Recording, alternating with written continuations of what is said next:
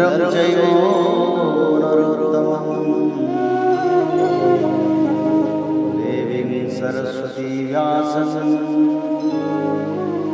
ततो जयमुदीरये। मूकं करोति वाचालं पंगुलंघयते यत्कृपातमहं वन्दे परमानन्दमाधवं।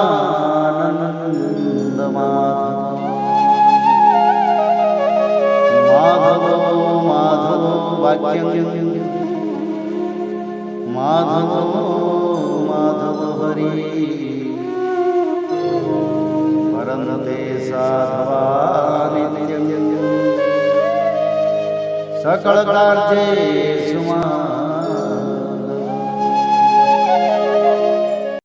श्रीमद्भागवत महापुराण अथ षड्शीतितमो अध्यायः।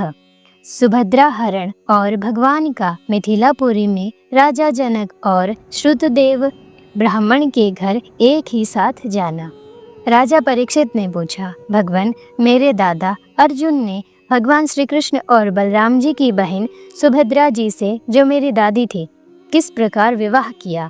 मैं यह जानने के लिए बहुत उत्सुक हूँ। श्री सुखदेव जी ने कहा, परीक्षित, एक बार अत्यंत शक्तिशाली अर्जुन तीर्थ यात्रा के लिए पृथ्वी पर विचरण करते हुए प्रभास क्षेत्र में पहुँचे। वहाँ उन्होंने यह सुना कि बलराम जी मेरे मामा की पुत्री सुभद्रा का विवाह दुर्योधन के साथ करना चाहते हैं और वसुदेव, श्री कृष्ण आदि उनसे इस विषय में सहमत नहीं हैं। अब अर्जुन के मन में सुभद्रा को पाने की लालसा जग आई। वे त्रिदंडी वैष्णव का वेश धारण करके द्वारका पहुँचे। अर्जुन सुभद्रा को प्राप्त करने के लिए वहाँ वर्षा काल में 4 महीने तक रहे। वहाँ पूर्ववासियों और बलराम जी ने उनका खूब सम्मान किया। उन्हें यह पता न चला कि ये अर्जुन हैं। एक दिन बलराम जी ने आतिथ्य के लिए उन्हें निमंत्रित किया और उनको वे अपने घर ले आए। त्रिदंडी वेशधारी अर्जुन को बलराम जी ने अत्यंत श्रद्धा के साथ भोजन सामग्री निवेदित की और उन्होंने बड़े प्रेम से भोजन किया। अर्जुन ने भोजन के समय वहाँ विवाह योग्य परम सुंदरी सुभद्रा को देखा। उनका सौंदर्य बड़े बड़े वीरों का मन हर लेने वाला था। अर्जुन के नेत्र प्रेम से प्रफुल्लित हो गए। उनका मन उसे पाने की आकांक्षा से क्षुब्ध हो गया और उन्होंने उसे पत्नी बनाने का दृढ़ निश्चय कर लिया। परीक्षित, तुम्हारे दादा अर्जुन भी बड़े ही सुंदर थे। उनके शरीर की गठन भाव भंगी स्त्रियों का हृदय स्पर्श कर लेती थी। उन्हें देखकर सुभद्रा ने भी मन में ही उन्हीं को पति बनाने का निश्चय किया। वह तनिक मुस्कुराकर लजीली चितवन से उनकी ओर देखने लगी। उसने अपना हृदय उन्हें समर्पित कर दिया था। अब अर्जुन केवल उसी का चिंतन करने लगे और इस बात का अवसर ढूंढने लगे कि इसे कब हर ले जाऊं। सुभद्रा को प्राप्त करने की उत्कट कामना से उनका चित्त चक्कर काटने लगा। उन्हें तनिक भी शांति नहीं मिलती थी। एक बार सुभद्रा जी देव दर्शन के लिए रथ पर सवार होकर द्वारका दुर्ग से बाहर निकली। उसी समय महारथी अर्जुन ने देवकी, वसुदेव और श्री कृष्ण की अनुमति से सुभद्रा का हरण कर लिया। रथ पर सवार होकर वीर अर्जुन ने धनुष उठा लिया और जो सैनिक उन्हें रोकने के लिए आए उन्हें मार पीट कर भगा दिया। सुभद्रा के निज जन रोते चिल्लाते रह गए और अर्जुन जिस प्रकार सिंह अपना भाग लेकर चल देता है, वैसे ही सुभद्रा को लेकर चल पड़े। यह समाचार सुनकर बलराम जी बहुत बिगड़े। वे वैसे ही क्षुब्ध हो उठे जैसे पूर्णिमा के दिन समुद्र।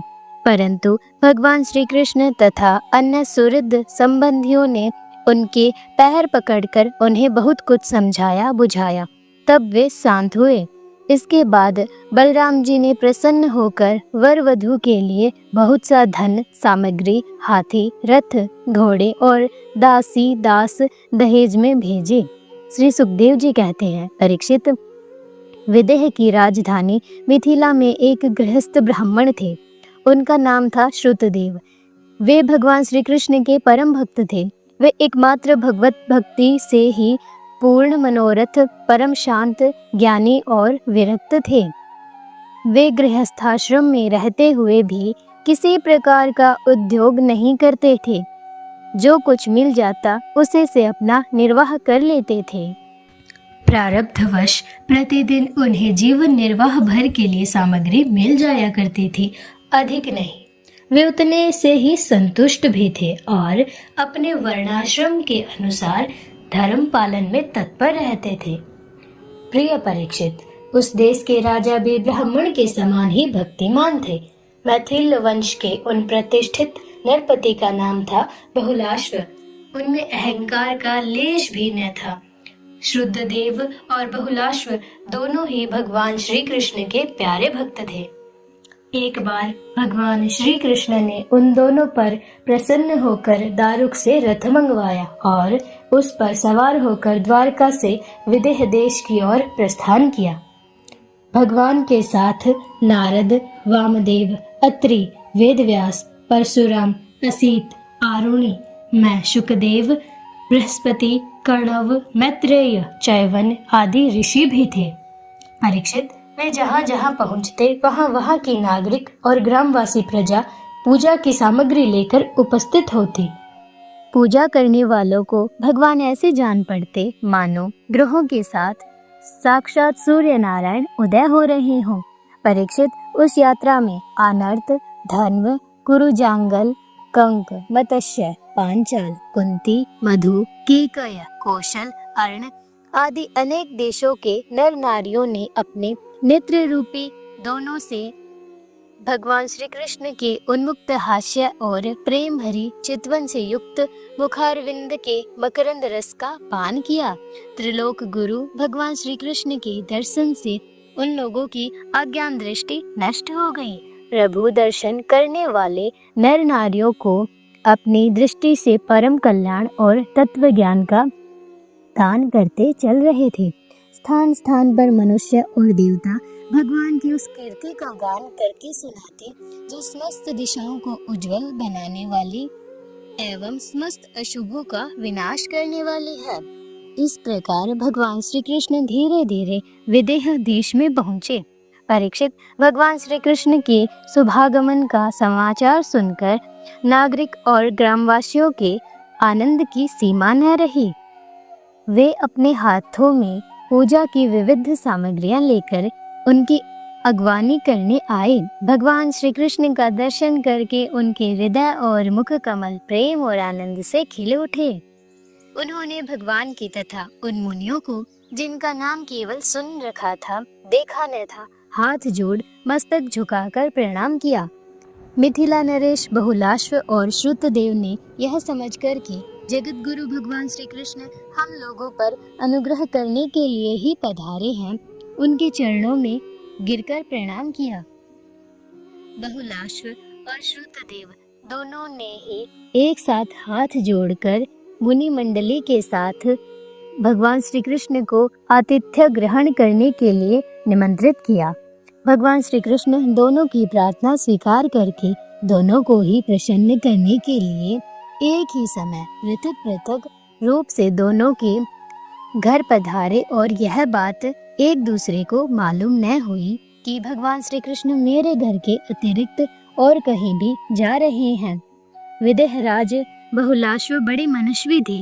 उन्होंने यह देख कर कि दुष्ट दुराचारी पुरुष जिनका नाम भी नहीं सुन सकते, वे ही भगवान श्री कृष्ण और ऋषि मुनि मेरे घर पधारे हैं, सुंदर सुंदर आसन मंगाए और भगवान श्री कृष्ण तथा ऋषि मुनि आराम से उन पर बैठ गए।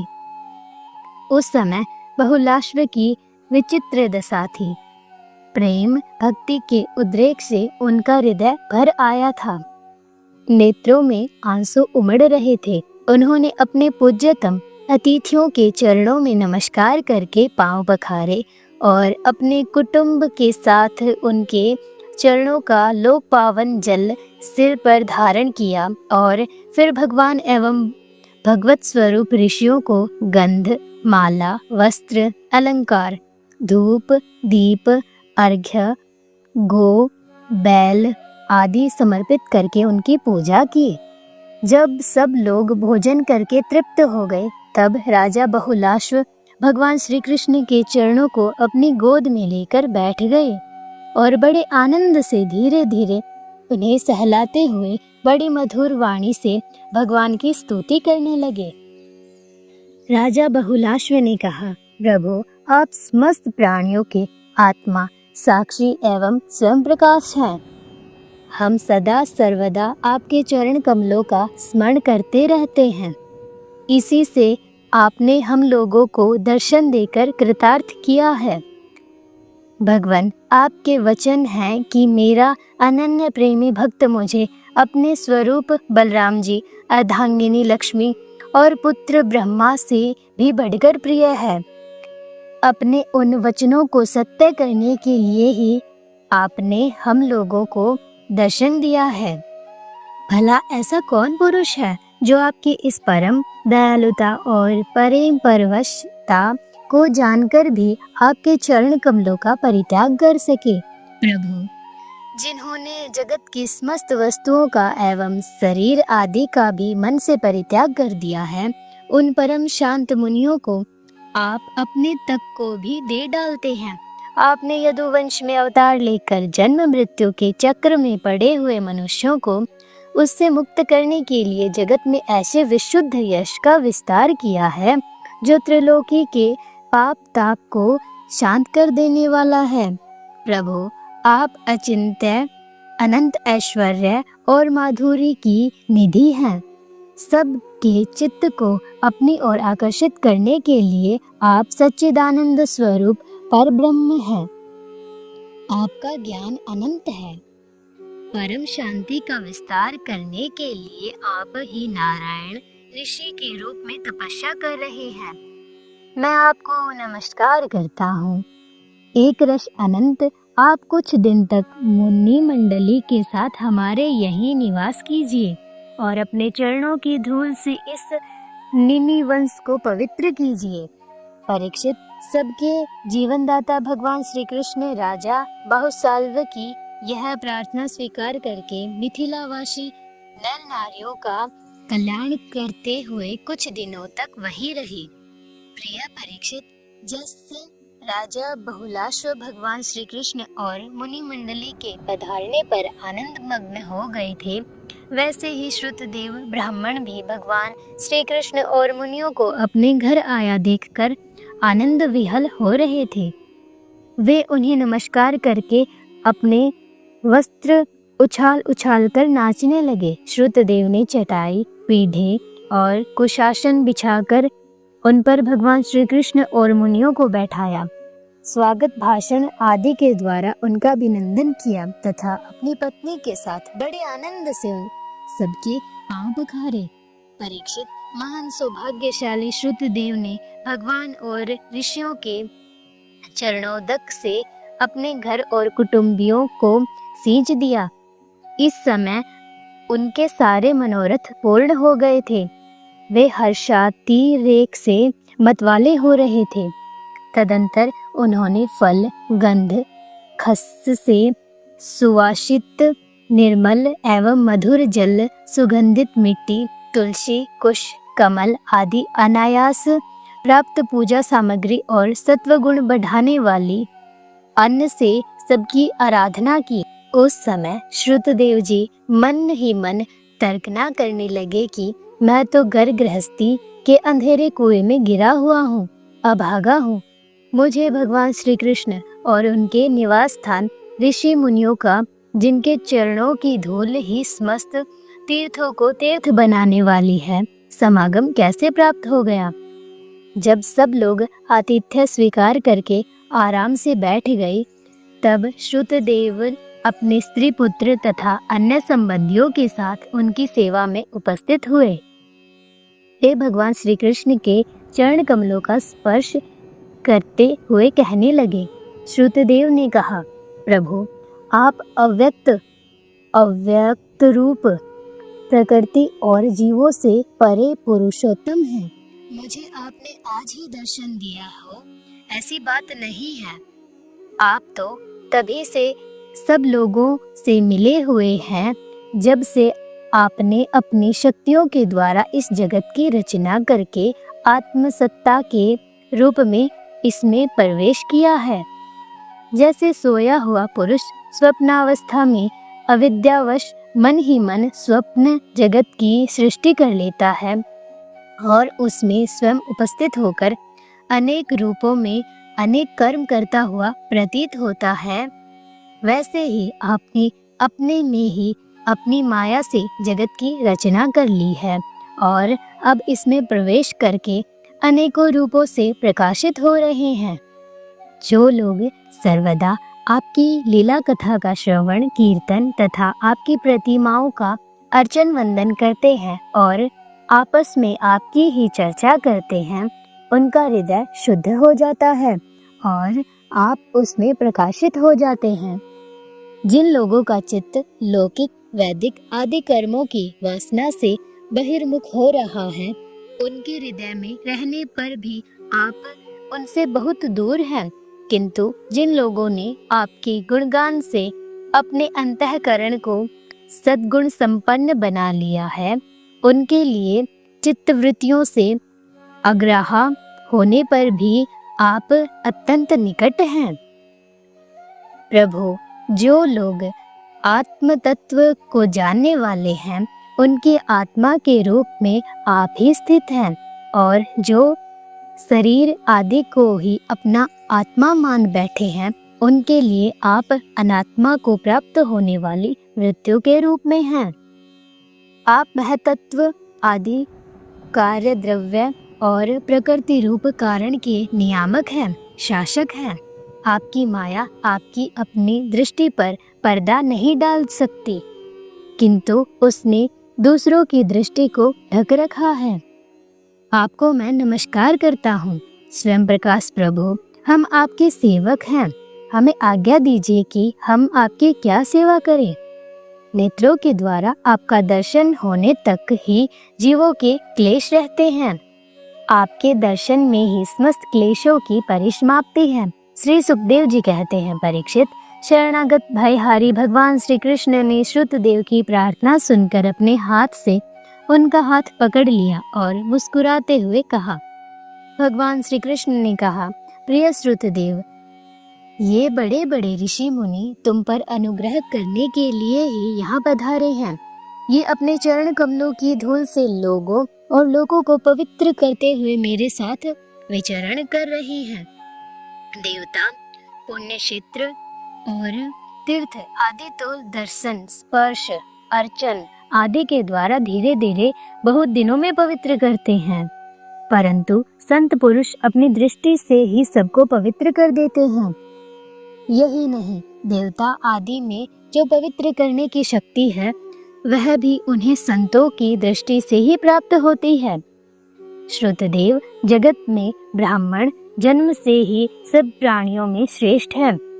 यदि वह भक्ति से युक्त हो तब तो कहना ही क्या है। मुझे अपना यह चतुर्भुज रूप भी ब्राह्मणों की अपेक्षा अधिक प्रिय नहीं है, क्योंकि ब्राह्मण सर्ववेदमय है और मैं सर्वदेवमय हूँ। दुर्बुद्धि मनुष्य इस बात को न जानकर केवल मूर्ति आदि में ही पूज्य बुद्धि रखते हैं और गुणों में दोष निकालकर मेरे स्वरूप जगत गुरु ब्राह्मण का, जो कि उनका आत्मा ही है, तिरस्कार करते हैं। ब्राह्मण मेरा साक्षात्कार करके अपने चित्त में यह निश्चय कर लेता है कि यह चराचर जगत, इसके संबंध की सारी भावनाएं और इसके कारण प्रकृति महतत्वादि सब के सब आत्मस्वरूप भगवान के ही रूप हैं। इसलिए श्रुतदेव, तुम इन ब्रह्म ऋषियों को मेरा ही स्वरूप समझकर पूरी श्रद्धा से इनकी पूजा करो। यदि तुम ऐसा करोगे तब तो तुमने साक्षात अनायास ही मेरा पूजन कर लिया, नहीं तो बड़ी बड़ी बहुमूल्य सामग्रियों से भी मेरी पूजा नहीं हो सकती। श्री सुखदेव जी कहते हैं, परीक्षित, भगवान श्री कृष्ण का यह आदेश प्राप्त करके श्रुतदेव ने भगवान श्री कृष्ण और उन ब्रह्म ऋषियों की एकात्म भाव से आराधना की तथा उनकी कृपा से वे भगवत स्वरूप को प्राप्त हो गई। राजा बहुलाश्व ने भी वही गति प्राप्त की। प्रिय परीक्षित, जैसे भक्त भगवान की भक्ति करते हैं वैसे ही भगवान भी भक्तों की भक्ति करते हैं। वे अपने दोनों भक्तों को प्रसन्न करने के लिए कुछ दिनों तक मिथिलापुरी में रहे और उन्हें साधु पुरुषों के मार्ग का उपदेश करके वे द्वारका लौट आए। इति श्रीमद्भागवते महापुराणे पारमहंस्यां संहितायां दशम स्कन्धे उत्तरार्धे श्रुतदेवानुग्रहो नाम षड्शीतितमोऽध्यायः।